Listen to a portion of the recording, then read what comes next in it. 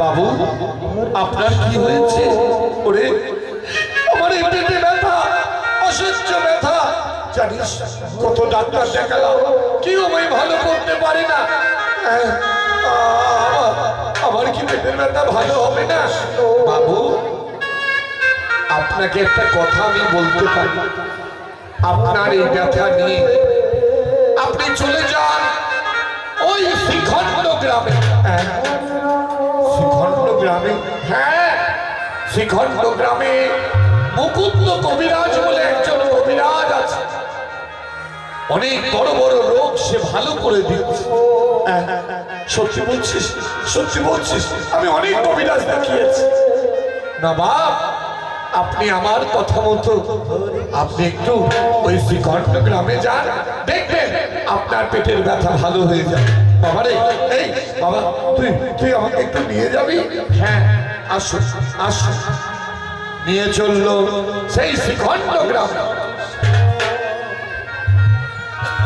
এদিকে গিয়ে হলো মাইনা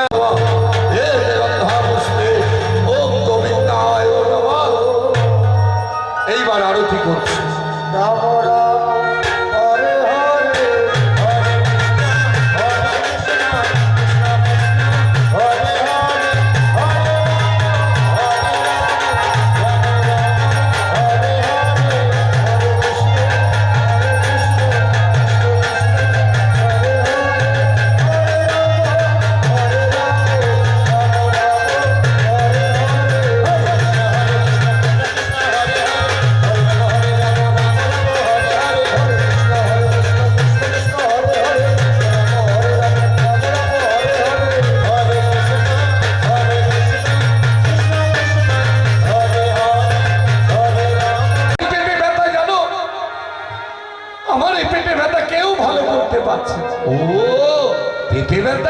আচ্ছা আচ্ছা আচ্ছা, এই দেখো এই বারান্দা, এই বারান্দাতে তুমি শুয়ে পড়ো তো।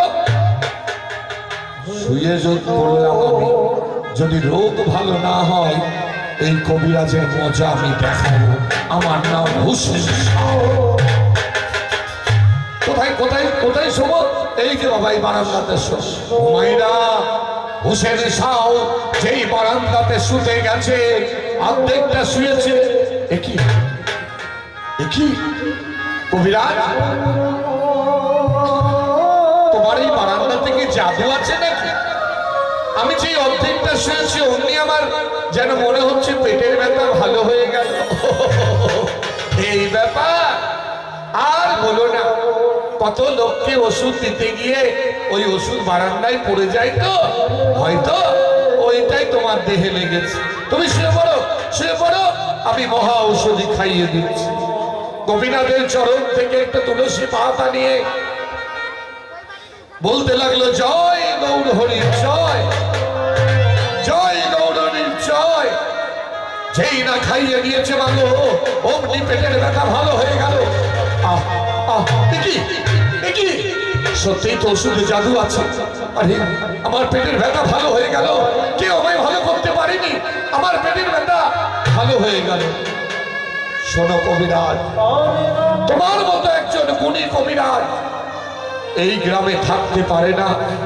তুমি আমার সাথে চলো ওই মালদা জেলার গৌড়েতে। এই কে কে বাবা তুমি? আমাকে নিতে এসেছে কে? তাহলে আর পরিচয়টা গোপন রাখলাম না। শোনো, আমার নাম নবাব হুসেন সাউ। নবাব আপনি? হ্যাঁ সত্যি কবিরাজ, তোমার মতো একজন গুণী মানুষ এইখানে থাকতে পারে না। তুমি আমার সাথে চলো, আমার এই প্রাসাদের পাশে তোমাকে একটা মন্দির করে দেব, সেইখানে তুমি মানুষের উপকার করবে। চলো চলো কবিরাজ। গোপীনাথ, ও গোপীনাথ, গোপীনাথ দেখেছো? জানি না তোমার কি লীলা। এখন যেতে হবে এই যে আমাদের মুসলমান সমাজের নবাব হুসেন শাহের গ্রামে। চলো গোপীনাথ চলো। তাই গোপীনাথকে নিয়ে চলেছে।